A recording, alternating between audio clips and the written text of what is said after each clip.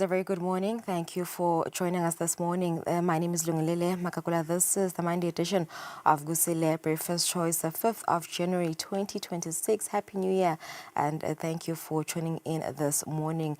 The holiday season is over for some of us, and some of us are going back to work today. Breakfast Show. Thank you for joining us. We're going to have an amazing program. We're going to be joined by Velapi from Swaziland Building Society. The building society is converting to a bank, and the phase 2 of the conversion happened on the 2nd of January. Velapi will join us in studio today. Conversion phase 2 particularly. We're going to get into how all permanent shares officially convert into ordinary or redeemable shares based on prior member elections. And also, members who did not previously submit forms have a 90-day window period from the 5th of January to the 4th of April to choose their investment path. Velapi from the SBS will join us later to tell us more about this conversion. Let's take a look at newspaper headlines this morning.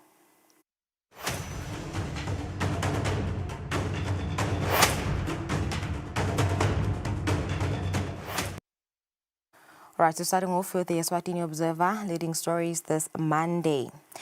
Ingatsha brings impressive Lusegwane.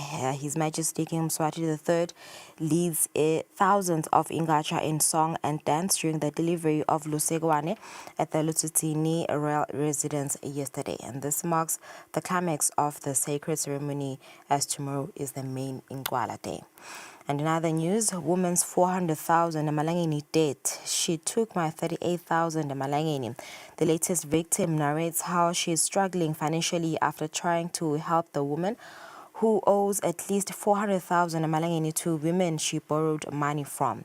She claims she lives out of 3 suitcases, and police warn public against lending large sums of money. In other stories, cops still looking for Mochane wife killer. And show speed wows Eswatini and also undergoes Kubutega. Looking at the back page of the Eswatini Observer, PLE misses out on 9 million Malangeni boost. They lose major sponsorship as Cardo Foundation pulls out. They also cite broken trust and misaligned priorities. In other sports news, show speed puts Sihlangu on global map, and Old Guard returns to rescue wanderers. And on another one, football tackles GBV.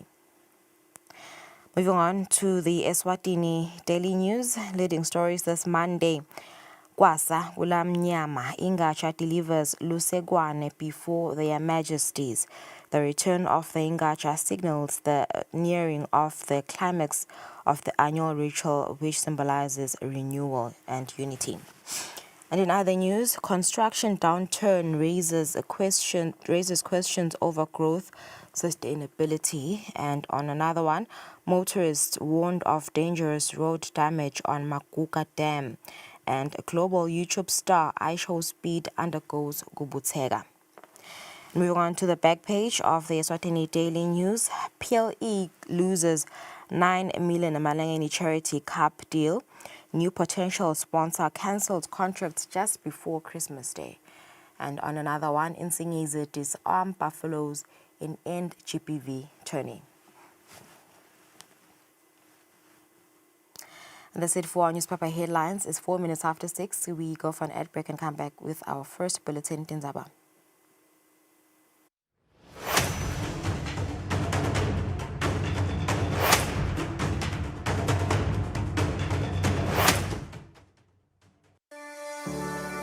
Eswatini TV has signed a code of conduct that is enforced by the Eswatini Communications Commission. We are committed to reporting news that is accurate, comment that is fair, and programming that does not amount to hate speech or the description of gratuitous violence or explicit sex. For any complaints of our programming, please contact us on 2411-9600 or email info@eswatinitv.co.za. You can also contact the Eswatini Communications Commission on 2406 7000 or write a letter to ECCOM on PO Box 7811 Mbabane. Email address is info@ecom.org.sz.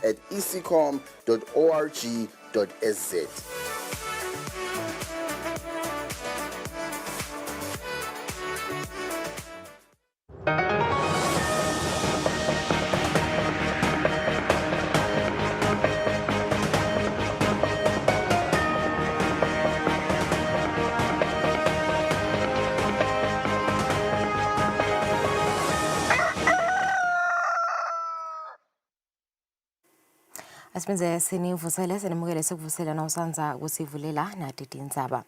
Libutfo lengatsha lende buchawe langena nelusekwane lolukhethekile esigodlweni elisithini kulandzela kukhishwa yingonyama ngemgcibelo. Lelibutfo lingene esigodlweni ngelisondvo ekuseni.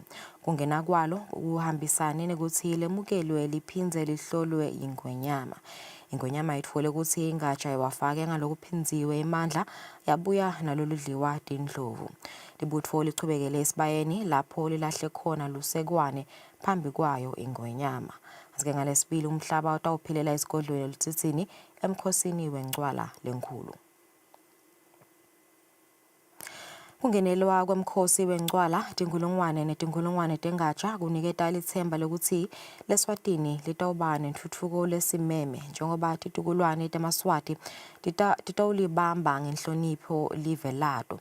Lokho kushiwo indvuna yetemfundvo umhlonishwa owenxumalo nakacocisana netinsatheli talomsakato lapho achaze khona ukuthi kuba yingcenye yemkhosi wencwala kuphindze kulekelele ingatsha lesafundza ukuthi ikucondzise kahle lokho lokushicilelwe etincwadzini tesikolwa kwatise ukuthi tifundvo tetemasiko setashicilelwa emfundweni yakuleli. Umuntu akaqale ngokubonga bothishela labafundzisa ikhatsha etikolweni baphindze futhi babamotivate labantwana ukuthi babobuthanza buve babo. Lapha sibonile libutho belibulala inyonga. Siloko sijabulisa kakhulu ukuthi ingonyama nginyolo ehamba embili. Lapha nje sisuke nayo ingonyama ingabezweni sashuca sayofika ephocweni. Siyabonga nje uNkulunkulu asephele ngonyama lefit lethanza nemasiko. Sibonge ke bothishela ukuthi lokho kube kuhle kakhulu. Sibonge nengonyama lokuthi hey ingatsha iphatheke kahle lapha yadla kwangafucwanwa konke nje kwaba mnanzi sagitsa. Yes sibulala emabhodlela kakhulu edube kube kuhle kakhulu. Siyakhuthata basabuyela etikolweni ukuthi bachubeke babuthanze buve babo bachubeke bafunze ikhatsha bayifunze etikolweni. Lesinye sesivekele sicocisene naso siyavumelana nendvuna yetemfundvo kulobumcoka bekungenela umkhosi wencwala kwalo libutho lengatsha lesithi kwakha nesimilo lesihle kubo bantwana lababafana kuleli. Batale emakhaya kungaba into lenhle ukuthi bakhulule bantwana bahambe baye khona elisekwaneni lalapho khona utawuthola ukuthi bantwana bachamuka etigodzini ngekwehlukahlukana. Lo tawube ayithethe lendzaba lena ayithethe ngokuthi yena uyile wahlanganyela kuloyo mkhosi loyo ngoma kulelo siko lelo kuye naselithathwe selibekwe lapha etincwadzini sekutawufike kube lula ngoma yena ngisho ukuthi uyithathe ngaleli silungu utayokuthola ukuthi kumbe uyi first hand.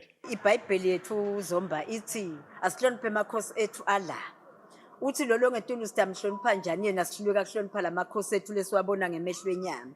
Lokhu mfana nami ngikuthanza kakhulu asengibekise nje nginana kubulalana bantu labasika labaduna babulala labasikati kepha lo mfana lo belapha kangwane bafundiswa lamasiko bayalwa konke uyakhona nekutibamba yini bafundiswa inhlonipho lapha inhlonipho zomba kulokuphuma yona iphuma embili sikhona nje simaSwati sithandwa ngayo inhlonipho. Ngcumbi yabantwana labakhona la kangwane abaye encwaleni so nakafika esikoleni yakhona ukuthi akhone kubacocisa ukuthi ke kwendekani even futhi inangi lisekwane lisuke liphethelene ngani nawe yakhona. Lengakukhuthatha ukuthi batali bonke kangwane abavumele bantwana ukuthi bawulandzelele lo mkhosi wenangi welisekwane. Imigitho yesiswati ke temasiko kanye nekukhulunywa kwelulwimi lwesiswati etikolweni takuleli hulumende sewakushicilela ukuthi kube bede umntfwana lokwecako ikakhulukati etikolweni letincane kute bantfwana bemaswati bangatolahlekelwa buve babo. Kubika Mbongwa Dube eMbabane. Umgwaqo losuka kumaguga uye kaNcesi uthabuke ikhathi lokuphathamisa itimoto. Lo mgwaqo kusolakala ukuthi ubhidlitwe litulu lelichubeka nekuna. Basebenzisi bemgwaqo losuka kumaguga uye uphumela kaNcesi kakhulu kade bashayeli betimoto babe nebulukhuni bekuhamba namhla ekuseni kulandzela ukuthi kuse umgwaqo uhovokile. Lokhu kwende ukuthi itimoto vele tingahambi ngoba lo mgwaqo ulimele wonke kude naseceleni lapha ungancenga khona. Kodwa-ke tisebenti litiko letemsebenti lemkhulu nekuthutha tivele-ke tasukumela etulu titobuka ukuthi kungabe khona into kungentiwa. Kukhona-ke lebakuzamile eceleni ukuthi timoto tisale tihamba khona kodwa-ke vele indzaba lekumele le bayisukumele etulu bawulungise lo mgwaqo. Besicela kuhulumende mana sibonelele Nkosi yami. Asithathe isitawuthini sekutawuvuna la nathi tikolo ukuthi ngabe bantwana sebatawula bathini nangu umgwaqo nasonjena nje besicela kuhulumende mana silekelele kakhulu Nkosi. Cela uhulumende mana sithi ukuthi lana kuyabonakala ukuthi baqhamuke ebusuku lana angathiwa angene nakhathi eholo kohlweni la kuyingoti impela lento lo. Cela uhulumende asithi mana silungisele lo mgwaqo ngaze kulimale abantu because lapha kuyabona khona ubreak ebuhlungu lapha but asimali uphethwe yini but siyacela kakhulu kuhulumende ukuthi asibambise lamva kwami nje kuyabonakala ukuthi kubi kakhulu timoto vele awadikhona ukuhamba. Kungaba kuhle lokuthi uhulumende amana sibambise nje kakhulu singabonga sijabule futhi kakhulu sisive. Simtholile-ke emabhaleni lomkhulu etiko letemsebenti lemkhulu nekuthutha Thulani Mkhaliphi lesimthole ngelicingo loqinisekise bashayeli nesive ukuthi batawusukumela etulu bawusebente lo mgwaqo. Yes, sesike sasile nelibandla lami lapha lamhle ekuseni sayo assessa the nature nje yale failure lokuthi ingabe ibangwa yini ma dynamics ayo anjani. So bonjiniyela ke basasebenta le remedial plan yako. But lesikwendile wanyalo we've cordoned off the failure area, and from tomorrow stabe sakha detour so that timoto titokhona before tifike lapha kunale failure khona iphume eceleni. So siyethemba lo ukuthi lingakapheli leli viki lesilicala nje kusasa. Sihlebani sidabe sesicalile because lesidecide lamuhla ngilokuthi sitawusebenzisa our internal teams loku yovusa lapha sitahamba sithatha ama culverts la siwathatha khona bulale lo mgwaqo lapha ufa khona siulungise kahle bese ama culverts siyawafaka. So we'll start like next week. Of course akusumsebenzi lolula ke lona kuwenda masibuka nje kahle ukuthi kucedza ngendeka kusithathe say 2 to 3 months ukuthi uphelele kahle sikucethe lo msebenzi. Bashayeli-ke bayacapheliswa ukuthi behlise litubane uma befika la batilandzeleke netimpawu temgwaqo njengoba sevele tifakiwe letishoko ukuthi umgwaqo lo uvaliwe. Lobikako nguGiyani Msibi kumaguga. Sekutholakale lijaha lelicwile emfuleni lusushana ngalesine ekuseni. Leli jaha litholakale ngethithuba tensimbi emfica ekuseni itolo. Ngemuva kwamalanga lamane solo afunwa umuntu uShabangu locwile ngalesine ekuseni emfuleni lusushwana kulela lasemantabeni kubese uyatholakala ngelesonto ekuseni ngato tithuba tensimbi emfica. Utholakale eduze nje nalapho acwile lakhona eblohweni. Sivena naso besiphinze siphumile kanti lusizike belibhalwe ebusweni kulabaningi nababona umtimba wakhe umuntu. Lophethe tinhlambi Bongani Dlamini ubonge sive ngekubambisana nabo bathi inhlambi kude kufike lapho atholakala khona. Wabonga-ke nekuthi ku-omane lamalanga besolo banabo kwehliwa kwenyukwa bababambisile. Njengoba besibekisile emalangeni lendlulile ukuthi mhlambe singakhathatheka sehle senyuka sifuna kepha nje eze emalanga aqhubeka emva kwemalanga lamathathu noma lamane mangabe solo sitimisela sifuna uyokhanza uthi lo mdzala wethu insuku umsebenzi ube susentela ube lula ngoba loyo lesuke simfuna silahlekele ngaleso sikhathi vele kufuna kwethu ufuna bese uyaphakama noma ngabe ukuphi ngaphasi kwemandi bese uyaphakama bese kubalula kufuna kwethu. Sithi ke namanje asendlulise kubonga nje lo mdzala wethu insuku ukuthi mhlambe ukhandleka kwethu emalangeni lendlulile sekucishe kufike ekugcineni akukabi ke kuhlakanipha kwethu ngakho sithi sicela nje kubonga yena ukuthi sesihambe saze safika la so sentele ke umsebenzi wabalula malangeni namuhla asikabi solo singena sekusebente lelichinga lekuhamba eceleni lele bese sihlala sicela kini sithi nangabe khona labakhona ukuvuka ekuseni sicela bahambe la eceleni ngoba emva kwemalanga lamathathu kuya ku4 days kuya i2 bese kubalula ngoba emanje suke sekamkhiphele eceleni. Umseshi akhona Dludlu naye ubongisive ngekuthunywa ngumphathi wesiteshi semaphoyisa saseMbabane. Siyabonga nje kakhulu simaphoyisa ngekuphathiswa ngustation commander babesabelo Dlamini ngabutitele manje imisebenzi bosi iyacondzana nemisebenzi leminye kangwane bonkosi uthumele thina bafana bakho uthi yasimbongele kakhulu singabongi lokufa but sibonga ngendlela lesive sala kulenzawo lesisukume ngayo ukubambisana kusuka ngelilanga lekuqala kuze kube ngelilanga lelamuhla. Sibese-ke sicocisana naso siwe nabomakhelwane nabo-ke lababonge kakhulu umsebenzi lomuhle lowendiwe Tinhlambi. Bonga Sidona Tinhlambi sibonge naNkulunkulu nje longena lo atilanga lemuntu lekuhamba phathi sibonga nje nikubambisana singumango nikukhuthazana ukuthi njengoba sihluphekile uphume wonke umuntu ngelikhaya phathi sibonga nje ukuthi uNkulunkulu ugcine awuphendule lo mthandazo. Abantu bethu abakhuthale bawufunzela kuhlamba ngoba tigaba tisesetiningi. Siyabonga kakhulu shembone nemuntu wesifazane lapha longesabi kungena emandini. Siyambonga shemNkulunkulu kude lokuthi bengakusho abantu bonke sebakhulumile. Sibonga nje kusiwashabangu aphumele ngaphandle gcina tuhamba yokuphumula. Sibonga kakhulu ngokumthola lo umfana namakhelwane wami. Ngisuka khona nje nyana. Ngithanda ukuthi bongela kakhulu nakuma divers kakhulu angatseli noma emandi kungangeneki kodwa akatseli. Abe ngiloko athi khandla abanathi. Ngibonge nesive lesiphumile. Sive senkosi siphumile nguNkulunkulu wami ngilokuhle lokho nakubani bajinge bende njalo. Siyakhala nje sisive sasemhlane kaSipete sikhala kakhulu ngale jaha ngoba sonke besilitayele le jaha noma liyachamuka belingaphoci umuntu lingathini kungumuntu nje amenyetwa yonke indzawo solo amenyetwa Nkosi yami.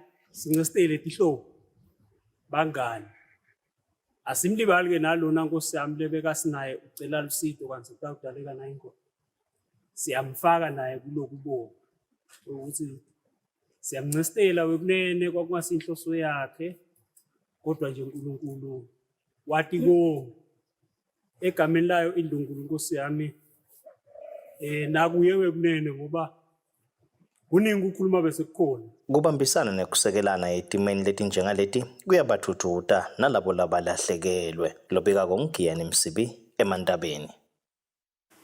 Tivakashi kanye nemaswati lahlala ngaphandle kwakuleli bathumisa ukuphatheka kahle basekuleli kulamaholide lokuba kusho nabaxoxisana netinsathelite lomsakato ngesikhathi baphuma egedeni eNgwenya sebabuyela emuva.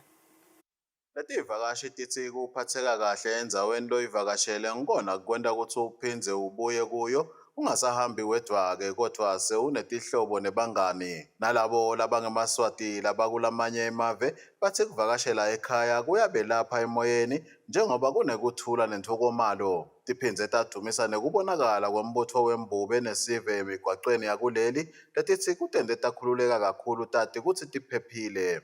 Abengivakashele kaphuma eKhabomake. Kumnandzi ekhaya. Kumnandzi nje ekhaya kunekuthula kufana le esiphithiphithi. So ngi-enjoyile kuba sekhaya. Bengikhumbulile kakhulu futhi. Holiday ngisho ukuthi cha ngiwa-enjoyile ngoba vele besekhaya ekhaya kusekhaya kukho la kudlula khona elikhaya so bengibhizi kunemisebenzi ekhaya kuba naloko kodwa into lebalekile ukuthi uhleli nefamily uspenda isikhathi nabo ngoba nangabe awuhlali nabo esikhathini esiningi kufuna ukuthi mawuthola leli thuba lokuhlala nabo enjoy ube right. I was visiting at Mbabane and I saw everything. It was all right and I was comfortable. They welcomes us. According to your town, everything is okay. Most of the place I saw that it was very clean. It was beautiful. The roads are incredibly clean. The towns are beautiful. The people are very friendly and super safe drive. And yeah, I'm gonna definitely come back with my wife soon. I love to stay here. We stay for 2 days. We stay at Sibebe. And yeah, it was amazing. Bengilivakashele ekhaya, bengibuyele ekhaya kahle kahle sengibuyele emsebenzini njengamanje lapho ngizamela abantwana khona. Bengihleli nemndeni, maholidi abemahle kakhulu nasemgwaqweni. Besinayo amaphoyisa sinakelele, agcinisekisa ukuthi siphilile, siphephile, bekukuhle nasendleleni kude nje lokhu lesikubonile. Tivakashile tangena kuleli ngemaholide akhisimusi eminyakeni wa 2024 tabangetulu kwa 111,000 ngekusho kwembiko wetelitiko letekuvakasha kanti litiko lisatihlanganisa tibalo taleto letingene kuleli kulamaholide lawa. Embikweni wendvuna yetekuvakasha kuleli umhlonishwa Jane Simelane lewetfule emavikini laphelile live leSwatini selikhonile kukhanga tivakashi letingetulu kwa 867,000 kanti litibekele umgomo wekuthi ngemnyaka wa 2027 libe live selikhange tivakashi letingetulu kwa 2 million taphindze tasebentisa imali lengetulu kwa 2 billion emalangeni emnotfweni wakuleli. Kubika Mbonga Dube eNgwenya. iShowSpeed waseveni lasemelika lothandwa kakhulu etinkundleni tekuchumana uyachubeka neluhambo lwakhe evekatini le-Afrika lapho lakuleli libe live les-28 lalivakashelako. Losaziwayo ufika kuleli uchamuka eveni lase-Mozambique kanti ufikile nase-South Africa. iShowSpeed kuleli uvakashele tindzawo letfaya ekhatsi iMandenga Cultural Village eGables kubala kuletinye. Umphathi welibandla letekuvakasha Vusi Dlamini uthi luhambo lwakhe iShowSpeed lutayidlala indzima lenkulu ekuthuthukiseni itevakasha kuleli. Speed ukhona eSwatini uvakashele emavele ngidawuthi I think it's 29 countries. We are country number 28 la mvakashelako. Kuyasijabulisa thina ngakuthi nasibuka i-following yakhe njengoba sathi babona bakhona kuma socials. He's got a huge following lokho kusho ukuthi ibrand yethu as Eswatini kutayithatha kuyibeke up in the map, so sibonga kakhulu kuloko. Ngoba kunesikhathi lesifishane even laseSwatini utawuvakasha cishe tindzawo leti ngidawuthi angeke tibe tiningi kangako. Uvakashela i-cultural village atobuka indlela yekuphila kwamaswati, abuke ukuthi amaswati aphila kanjani. Utawuvakashela siyati ukuthi sesikhathini sengcwala as well, umkhosi wengcwala even laseSwatini. Sethemba ukuthi utalithola nethuba lekuthi avakashele khona, athole nethuba lekubutheka nakhona. Utalivakashela ke letinye tindzawo nangabe isikhathi sikhona letifaka ekhatsi bomlilwane. Siyabona ukuthi khona la eMandenga kuphindze kube nelisushwana loluhamba ngakhona lokusho ukuthi utawukhona nekuthi angene emandini and then nakulesithi i-white water rafting asebenzisa dona tikephe letikhona. Sivele sebekhona kuletindzawo lativakashele sivetile ukuthi sibuke kumunya lwati kuye iShowSpeed kutekuchumana. Swati sithi indlela ebutwa kulaba phambili. Nasingahambele ekuzeni nalaba singete salithola lo lwati sitelekte umunya nje nekwethamela ukuthi awuyeja. Wenda ngani wena lokuthi bantu bakhona ukuthatha bukhoma la ukhona khona ngelizinga lelisetulu kangaka. We are here to collect the information and then implement whatever that we're going to get here so that you can live a better Eswatini. Sithe kutawuzama usimnikana tikipa nekuthi nasingamane simkhona ekuthole interview nje ya Speed ezimzayoni de layo nawo kungamane kuphumelele la kangwane sithe nje to represent ama influencers sisazama nathi since there's an influencer la vele. We are inspired that is around and hopefully bomake nabo babe but to understand ukuthi ku streamer ku vlogger by YouTuber kuba ne impact lengakanani when it comes to tourism, when you get the deals to like visit countries, places and promote their cultures and all. So sizama lokho simaswati. Lesinye sesive semaswati sithi siyamsekela uhulumende ehlelweni lwakhe lokujova tonke tinkhomo lapha eSwatini kude tivikeleke esifeni semlomo nemasondvo. Lesive sithi lokho kungasita kakhulu ekutheni umnotho wemakhaya kanye newelive ungathikabeteki kakhulu njengoba impilo yemaswati lamanyenti isekelwa yimfuyo lephilile nalekhona ukukhicita. Lengcenye yesive bexoxisana netinsatheli talomsakato ngembumgcoka bekusekela tinhlelo tahulumende tekulwa nalesifo. Isifo semlomo nemasondo lesacala kubonakala kulamanye amadibhe esifundeni saseshiselweni ngenyanga yeNkwekhweti eminyakeni ophelile, siyachubeka nekuwakhathatha eMaswati njengoba athi uma singete salawuleka kahle singawulimata kakhulu umlotho wawo. Nobe uhulumende asukumela etulu walwa nalesifo kusukela sicala kubonakala sibe sesibonakala nakuletinye tindzawo kuleli lesekwende ukuthi litiko letekulima lithathe sinqumo sekuthi litivikelise tonkhe tinkhomo takuleli kulesifo. Le indvuna yetekulima umhlonishwa Amandla Jawuka seyimemetele ukuthi lolu hlelo lutocala ngenyanga yeNdlovana kulosetulu. Sive sikhomba kuyethabela lemetamo yahulumende yekulwa naso lesifo. Kungiloku libhakele eMaswati ngokuthi nini yathi manginale nkhomo ngiyathi ukuthi ngibeke imali yami la, so ngaleyo ndlela leyo ufuna ukuthi vele ngiyinake. So that's why ngithi mina uma nathi ngajova leti nkhomo tingakhona lokusurvive tingaphike kufa. 1 2 ngoba umuntu noma ngabe le mali inkomo uyayithengisa le nkomo ukhanza ukuthi uyithengisa nemali lelitamniketa naye athi ukuthi nini ndakhona kufundisa abantwana ndakhona kulima ndakhona kuphila nje lapho nje kuleyo nkomo leyo. Imfuyo liningi lemakhaya liphila ngayo. Singajabula kakhulu na uhulumende nje siyacela asibambise kakhulu. Awathi inkosi simehlwana kakhulu ngaleti mfuyo ngoba ngilapho sine eMaswati sibhalanse khona phela. Sisibonile litiko lehla lenyuka ligijima lisikhathalele eMaswati seva kuselibhulile ngala nangala. Kodwa ke sekuyasikhombisa lokuthi vele kumele ukuthi lento le yentiwe wonke leswazi Eswatini konke ukuze ukuthi sitobona ukuthi masingabe kuyesiyafa sifaka uphi manje. Singabonga kakhulu kuhulumende nangasibambisa kuloko ngoba vele inkomo timcoka kakhulu. Singabonga kakhulu thina sibalandondozi inkomo sinato nje la khaya sisebenta ngato kakhulu. Singabonga nangasibambisa samkhuthada naye ngathi angafaka umfutho ekusibambiseni. Indlela lesidlisa ngayo cishe ihlanganisa kakhulu tindzawo letinyenti.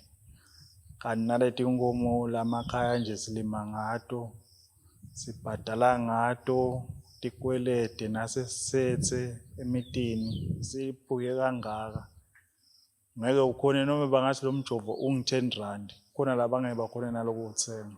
Lesive sichubeke sanxusa wonke eMaswati ukuthi abambisane kahle nahulumende kulokuvikelisa imfuyo kulesifo kanti ngakulokunye imali lehlelwe nguhulumende ukuthi isebente kulomkhankaso welive lonke ingetulu kwemalangeni latigidzi letingamashumi 60.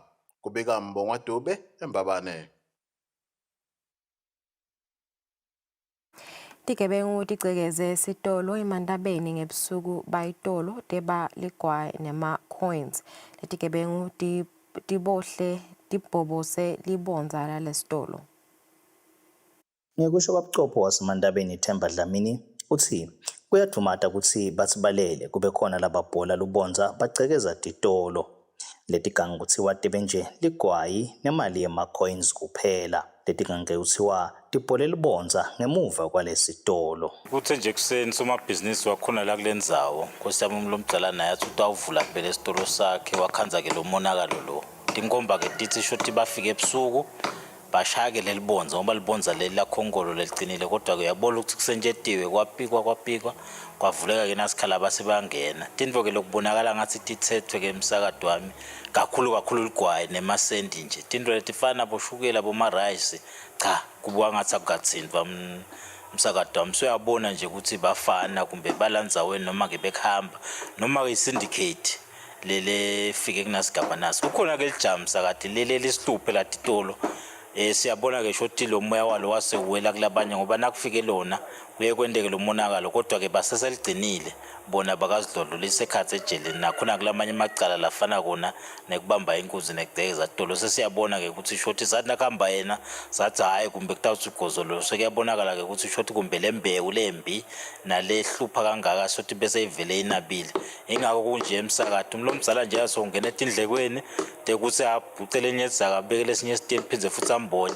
Akusike ukucala ke emsakado wami bake bangena nalatule emathayileni kabili. ababili nanyalo ngakhisimizi bazamile ukungena lapha efast lane noko bangakhona sesho ukuthi kukhona ke vele lokhu lama house breaking nako lama armed robbery kubambate inkunzi sekucwayisa ke nekukhumbuta lapha ekunene ukuthi asebamane basicolele Nkosi yami sekuphele nje emathuba emsebenzi akhona siyawavula inkundla yawavula nalo live bo youth fund nanti khona kwama ukuthukusuka kwemabhizinisi nawo lo mmango uthi vulile tandla kuye youth lefuna kwenta bokhawa stand kwemgwaqo netiphaza kuhule bantwana in lawo mathuba lawo indlunkulu iwavulile kodwa ke lesidibana nako nginako umsakwadami lesento saleti gange sichaza ukuthi bese tikulambele ukuthunyisa intuthu yalo ligwayi njengoba tebele ligwayi naleyo madlana letiyitholile hayi nje lokunye kungimanje amaphoyisa emango asaphumile kutama kutithola leti gange nasihlanganisa lombiko losabambe kubangu lokhulumela emaphoyisa neSuphumguni uthe beyisangakafiki kubo indzaba egcekezwa kwalesitolo eMantabeni lobikako uGiyani Msibi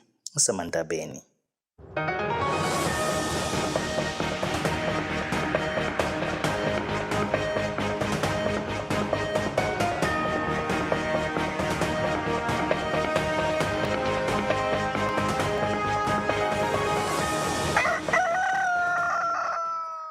Kunadide imidlalo mabhalane wenhlangano yabaceceshi kuleli James Kunene uthi kukhona tinhlelo letahlukene labatibekele baceceshi bakuleli kulomnyaka wa 2026 ngekusho kwaKunene letinhlelo tifaka ekhatsi imihlangano sikolwa yabaceceshi labasesigabeni saka Premier League lokubheke ukuthi ticale kulenyanga lesetulu letihambisana nemithetho yayo iFIFA kanye neCAF. As you might be aware ukuthi the executive lecture itakhela luhlale ukuthi manje ngabe sitawusebenza kanjani in the next 4 years. However, singakafiki sona because sona sicabanga ukuthi sitabe sinaso kucaleni kwa-April or there around. Singakafiki sona sakhe an action plan letawuhamba ize kuyophela i-season. Among other things lesithi sitawutenda nyalo sabe sihambela ema-regions lapho sitabe senda khona ema-clinics nabo-coach more of refresher courses onke ema-region nge-region. Also we are earmarking a symposium nakuphela season or even before that kind of bukusana ukuthi sitawusebenza kanjani as sivakashela lama regions sabe siphinde sithola nemivo labacabanga ukuthi kambe singasebenza kanjani kulo 4 years so sabe sikweleka idatha lesiyidingako for the next 4 years la ku angaphela iJanuary sabe sinayo lekhethekile for Premier League sabe sibuka among other things ukuthi isebenze njani kulama games lesuka kiko and sicabanga ukuthi yini lesiyibonile from analysis and then sibukisane ukuthi kambe sicabanga ukuthi what are the areas that adzinga kulokho andanyana ku attend ngale waloko we have been to the IFA to kuhlola ukuthi kambe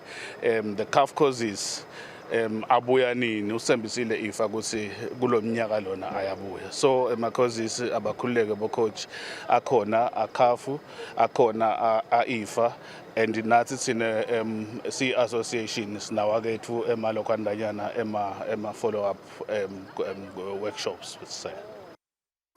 Kusalungiselelwa kuvulwa kwetikolo umdlalo wephula edolobheni eMbabane ubonakala udlalwa linyenti labafundi abavetele lomsakato ukuthi uyindlela yokubavula ingqondo njengoba ubasita etifundweni letifaka ekhatsi imaths kulokunye.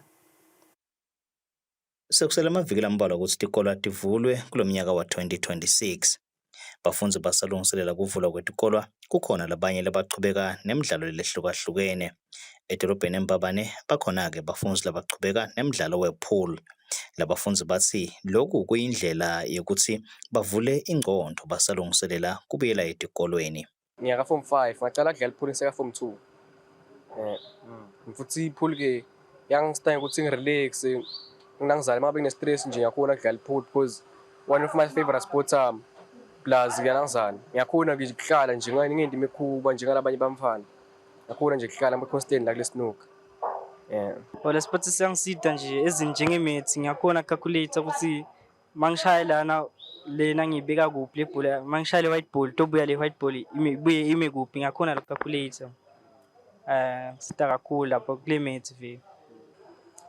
Nje yabo kuyangisitha nekuthi yabo esikolweni nangabe khona lokungihlulile tibalo maybe yabo ngibala ngala.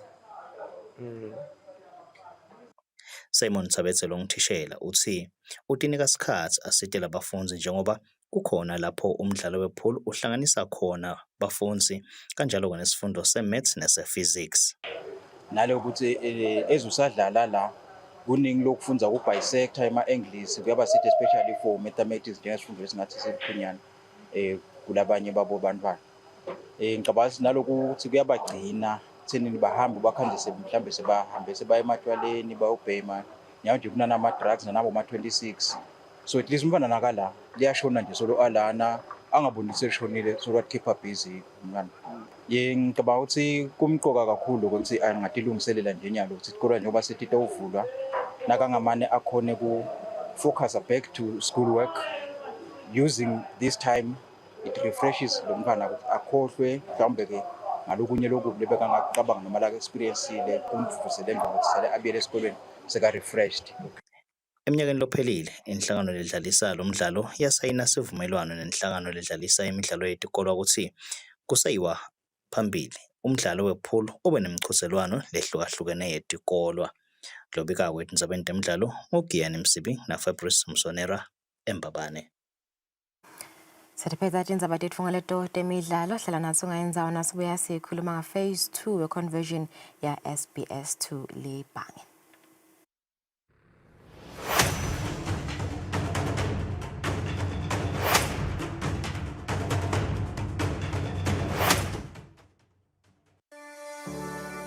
Eswatini TV has signed a code of conduct that is enforced by the Eswatini Communications Commission. We are committed to reporting news that is accurate, comment that is fair, and programming that does not amount to hate speech or the description of gratuitous violence or explicit sex.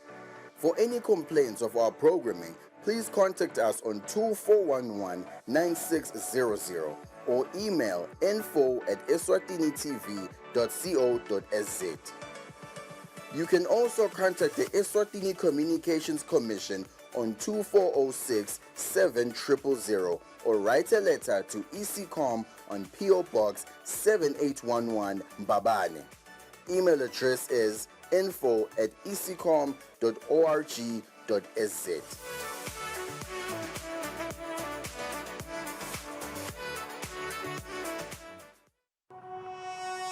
When you choose your adventures, you do so with an open heart and a desire for the unexpected. You embark on journeys to discover new worlds full of wonder. You choose a path to awaken your senses, a world to make you look up and realize just how inspiring this life can be. Arrive and awaken your heart. Explore life in ways only thought possible in your dreams. Discover just how far you go to expand your understanding of life's greatest mysteries.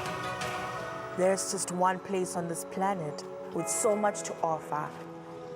Now is the time for you to have the royal experience.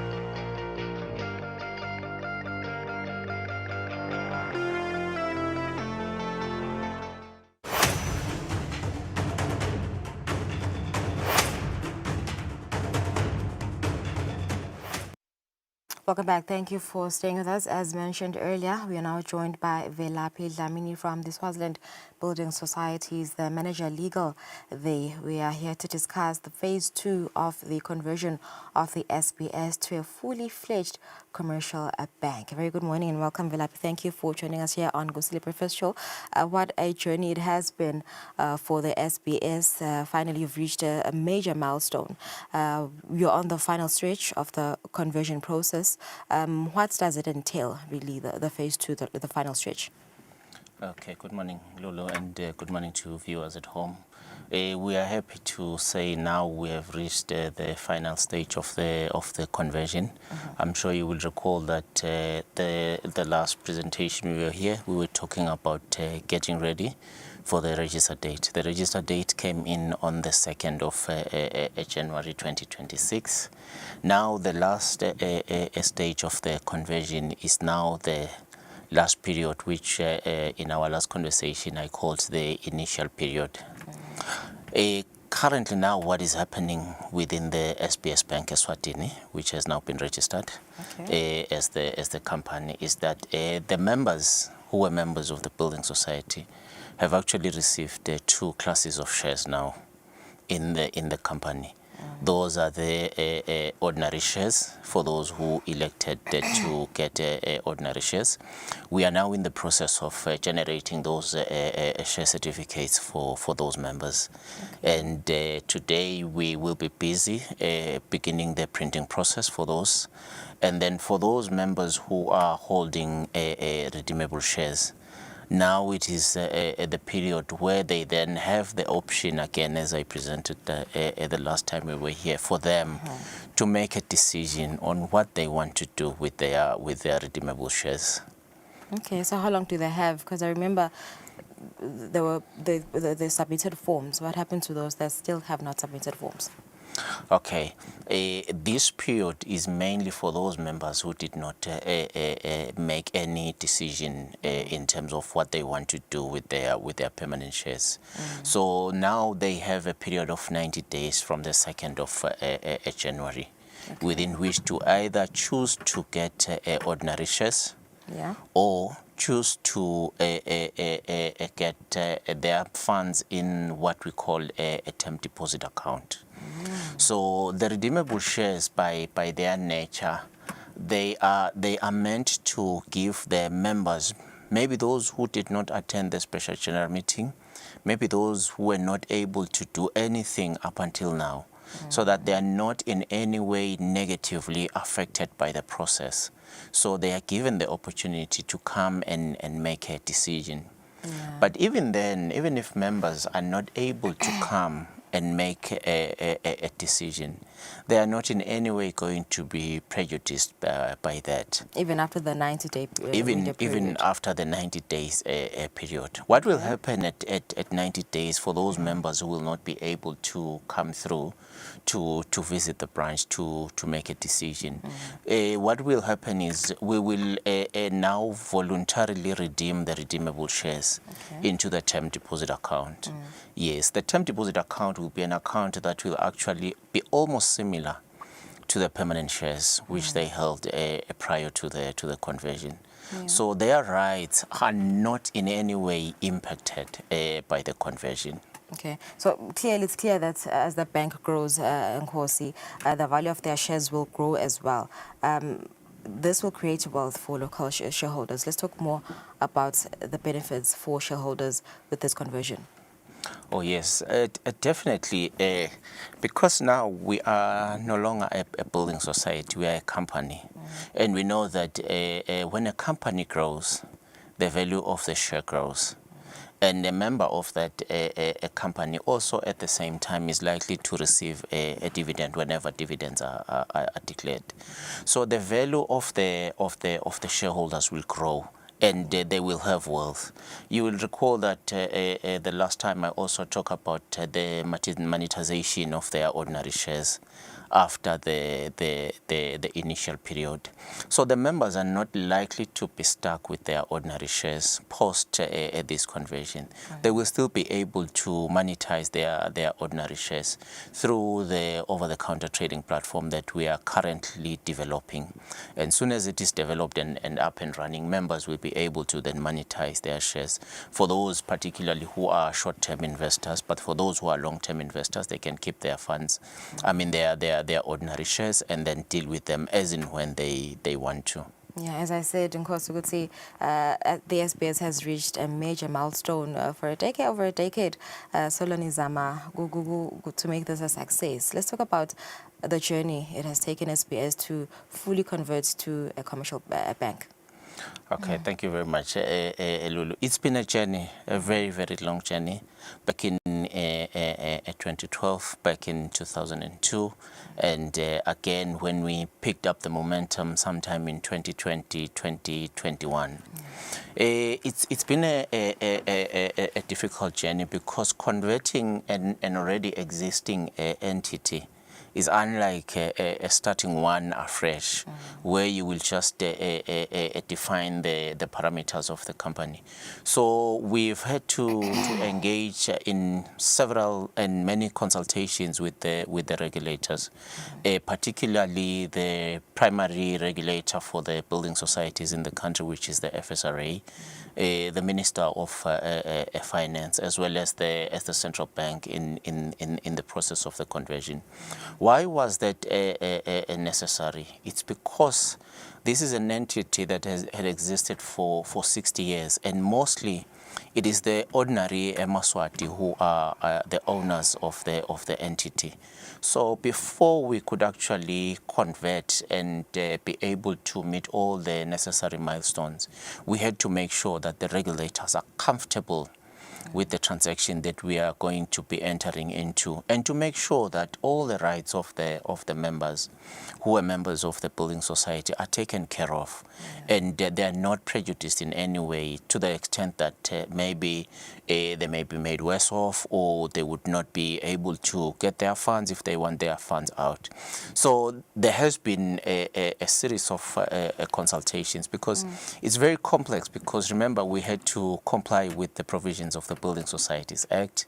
As we were going through the journey, we had to look at how the conversion would be seamless and not cause any knock-on effects to the business itself and to the members of the then building society. Yeah, speaking of the FSRA, have they officially removed SBS from the register of building societies to commercial banks?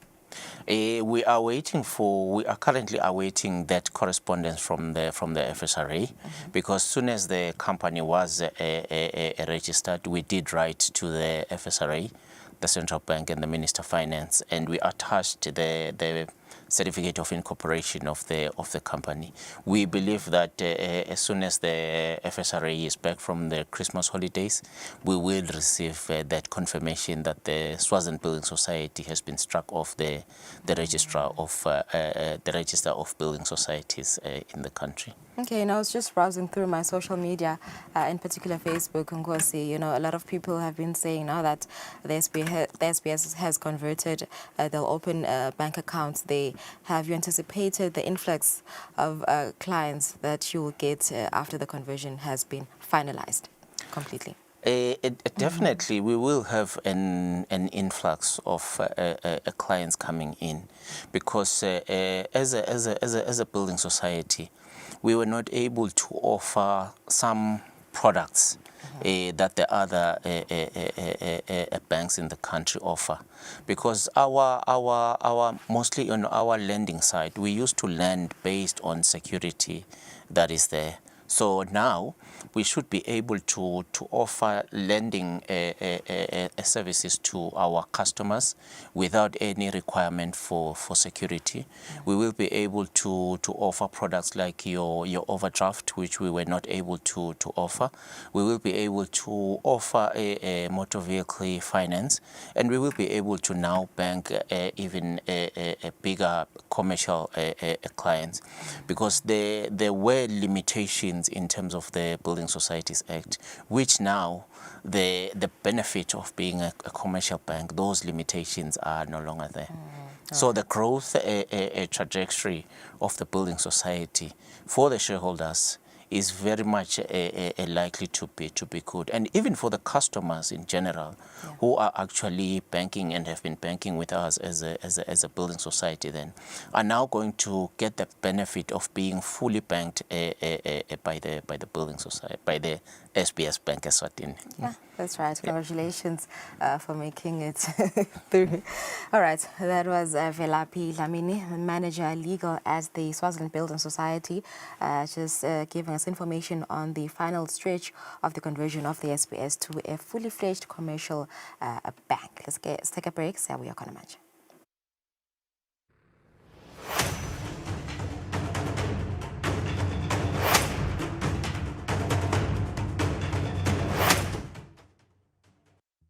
Hi, I'm Golda. I work here at the IMF.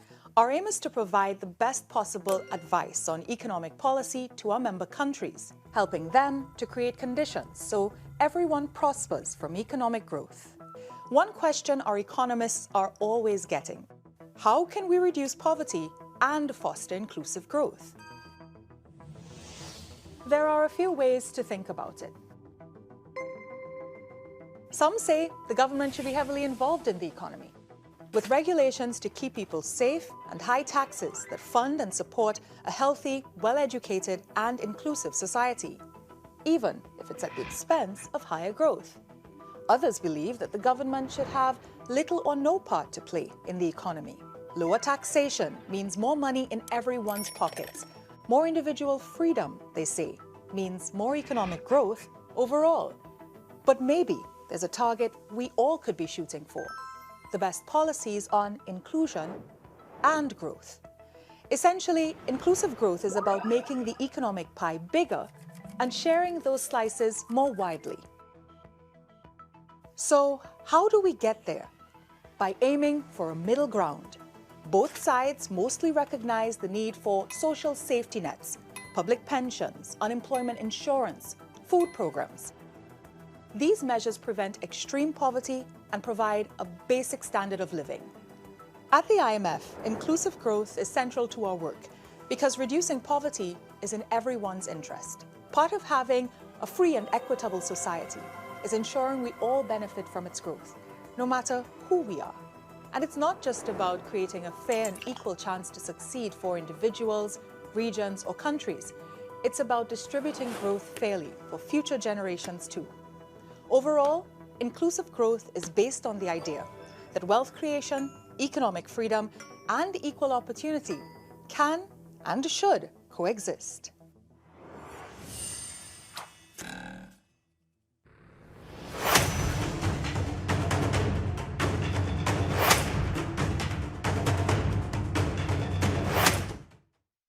All right, thank you for staying with us. We now shift our focus to the United Nations.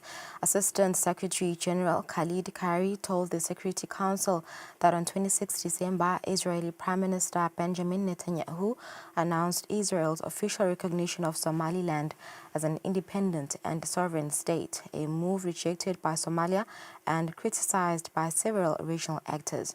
Kari said that on the same day, Somaliland issued a statement welcoming what is described as a historic and principled decision by Israel to recognize its sovereignty and independence. December, Prime Minister Netanyahu announced Israel's official recognition of Somaliland as an independent and sovereign state. Subsequently, on the same day, Somaliland issued a statement welcoming what it termed as historic and principled decision by the State of Israel to officially recognize what it described as its sovereignty and independence. The statement noted that the recognition represented a milestone in Somaliland's long-standing pursuit of international legitimacy and what it asserted its historical, legal, and moral entitlement to statehood. Moreover, the statement affirmed that the recognition gave rise to establishment of full diplomatic relations between Somaliland and the State of Israel and will proceed to deepen cooperation across a broad range of sectors. Mr. President, in response to these developments, the federal government of Somalia issued a statement reaffirming its absolute and non-negotiable commitment to its sovereignty, national unity, and territorial integrity as enshrined in the Provisional Constitution of the Federal Republic of Somalia, the Charter of the United Nations, and the Constitutive Act of the African Union. The federal government of Somalia further stated that it categorically and unequivocally rejected what it characterized as a deliberate attack on its sovereignty. The Somali statement further noted that no external actor has the authority or standing to alter its unity or territorial configuration. Therefore, according to the statement, Somalia considers any declaration, recognition, or arrangement that seeks to undermine this reality to be null and void and without any legal or political effect under international law. In its statement, Somalia also underscored that it would not permit the establishment of any foreign military bases or arrangements that would draw the country into proxy conflicts or import regional and international hostilities into this region. The federal government of Somalia warned that actions of this nature seriously undermined regional peace and stability and exacerbated tensions in the region. On 27 December, a joint session of Somalia's two houses of parliament also condemned and rejected what it termed the unlawful recognition of Somaliland by Israel. In a statement, the parliament further noted that any recognition by Israel or any other country is null and void, without legal basis, and has no international legal effect. Mr. President, Israel's announcement prompted widespread reactions from the region and beyond, including from Egypt, Jordan, Djibouti, Saudi Arabia, Turkey, among others, as well as a joint statement by 20 Middle Eastern and African countries rejecting and condemning Israel's recognition of Somaliland. Several regional organizations have issued similar statements stating the importance of respecting the unity, sovereignty, and territorial integrity of the Federal Republic of Somalia, including the League of Arab States, the Eastern African Community, the Organization of Islamic Cooperation, and the European Union. The chairperson of the African Union Commission on 26 December rejected any recognition of Somaliland and reaffirmed the African Union's unwavering commitment to the unity and sovereignty of Somalia. The chairperson of the Commission further noted that any attempt to undermine the unity, sovereignty, and territorial integrity of Somalia runs counter to the fundamental principles of the African Union and risks setting a dangerous precedent with far-reaching implications for peace and stability across the continent. In closing, Mr. President, I would like to recall, as has the Secretary General, that the Security Council has repeatedly affirmed the respect for the sovereignty, territorial integrity, political independence, and unity of Somalia, as most recently reaffirmed in Resolution 2809 of 23 December 2025. I also call on Somali stakeholders to engage in peaceful and constructive dialogue, in particular recalling the 2023 Djibouti communique on talks between the federal government of Somalia and Somaliland. I thank you. All right, so that was the Security Council on Somaliland at the United Nations. 2 minutes before 8 o'clock, thank you for tuning in this morning. We've come to the end of our program. If you've missed it, worry not. You can still watch it on YouTube. Our page is at Eswatini TV. We'll see you tomorrow. Have a lovely day. Salakahle.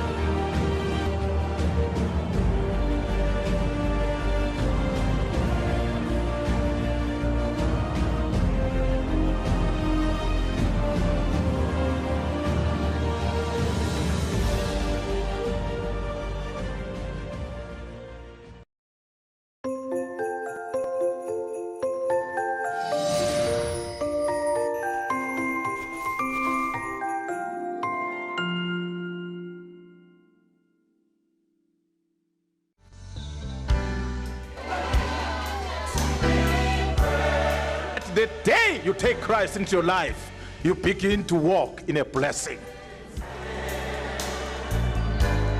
Emaswati Master ushiya simakazi sibukela abanye bonkulunkulu uNkulunkulu tawukhwesha kithi emaswati singamlahli uNkulunkulu sitomdumisa sisho sithi uyigcwele somali